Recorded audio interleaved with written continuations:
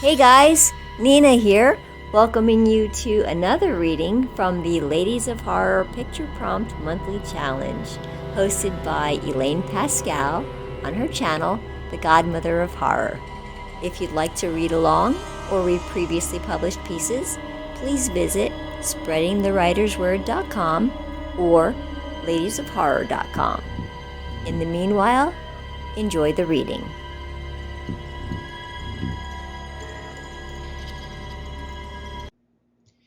I Just Want to Be Happy by Melissa R. Mendelson. My aunt was a smart one, burrowing upstate away from everyone. She knew the insanity that was coming and did not waste her time or energy trying to convince anyone different. Reap what you sow, she said, and was off, cutting everyone out of her life, except me. The door's always open, my aunt said, but do not tell anyone where I live. I never thought I'd be riding a bus now, head tucked down, hoping to avoid suspicion, praying to get to her safely. I had no choice but to leave everyone that I knew behind. If I'd stayed, well, it would not have ended well for me.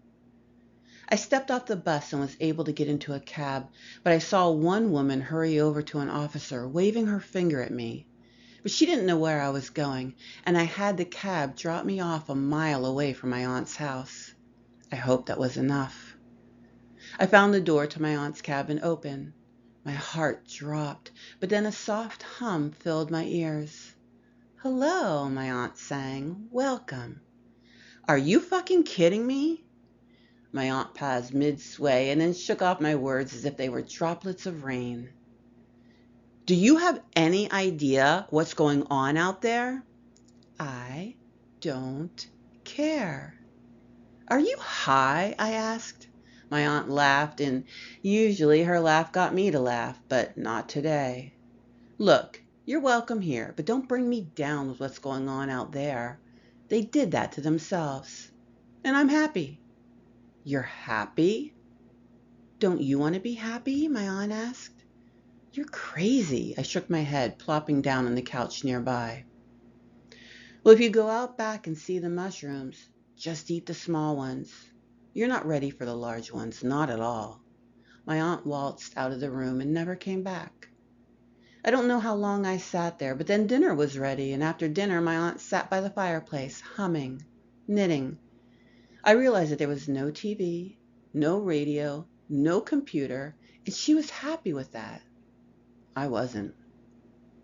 "Is it safe to take a walk out there?" "Why wouldn't it be safe?" my aunt asked. "Because we're in the middle of woods surrounded by wild animals." "The only wild animals are the ones that you left behind." My aunt stared at me and sighed.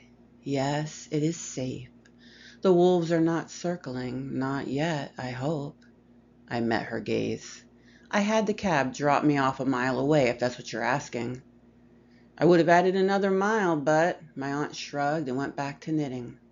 I stormed outside, and as I roamed, I slipped between the trees, listening for any sign of danger. I heard a sound and realized it was me. I was crying, loudly, and the enormity of what was going on out there pushed me down onto my knees.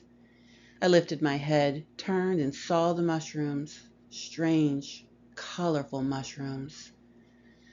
"Well, if you go out back and see the mushrooms, just eat the small ones. You're not ready for the large ones. Not at all," my aunt had said. "That's why you're high." I walked over to the mushrooms, and some brushed against my knees. "You know what?" I pulled a large mushroom out of the ground. "I just want to be happy." I popped the mushroom into my mouth, waiting for a bitter taste that would make me spit it out, but the damn thing tasted like candy. I waited a few minutes. Nothing. Nothing happened. Then I collapsed onto the ground and laughed, and I wasn't stopping. I just kept laughing and laughing until I passed out. When I awoke, it was morning. People in long gray outfits walked past me, some over me.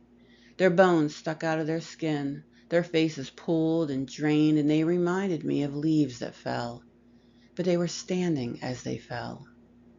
"Shouldn't be here." It was a young girl, and she was as gray as her clothes. "They'll catch you and shoot you down." My aunt! I hurried past her to the cabin, but it was gone, burnt to a crisp. My aunt was also gone. I was surrounded by more people in long gray outfits, and they stared at me as if I were a bitter reminder of the past. Gunfire erupted into the air. "They're here," the people said as they staggered about, but no one ran. "It's finally over."